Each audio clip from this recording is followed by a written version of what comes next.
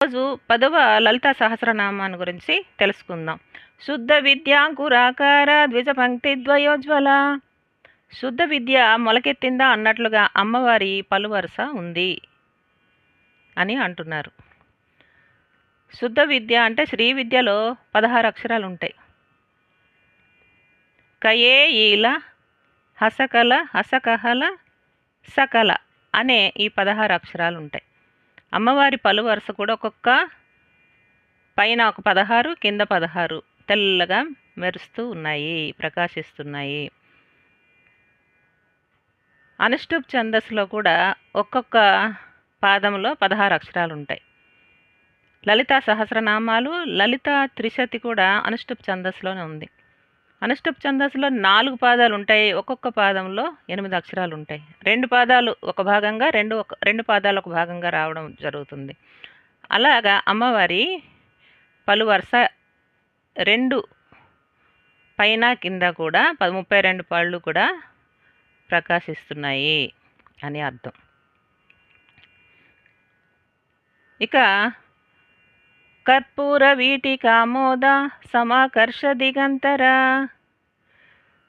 అమ్మవారు వేసుకున్నటువంటి ఆ తాంబూలం పచ్చకర్పూరంతో ఆ సువాసనలు వెదజల్లుతూ ఆ అన్ని దిక్కుల్లో వ్యాపించింది అని అర్థం.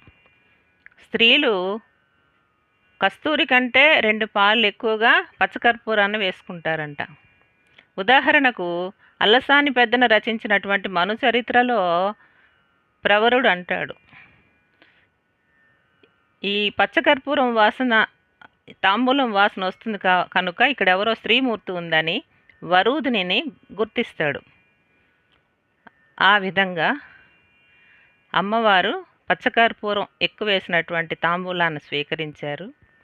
ఆ సువాసనల వర్షం అన్ని వైపులా కూడా వెదజల్లుతోంది. అహం బ్రహ్మాస్మి అనే విషయాన్ని అందరం మర్చిపోతాం. అందరిలో మనం ఒకరం అనుకోము. మనమే బ్రహ్మ అనుకున్న విషయాన్ని మర్చిపోయి ఇంక అందరూ నేనే గొప్ప అనుకుంటూ ఉంటారు. అది సరైన పద్ధతి కాదు. దశానాం ఏకాదశ అని తెలుసుకోవాలి.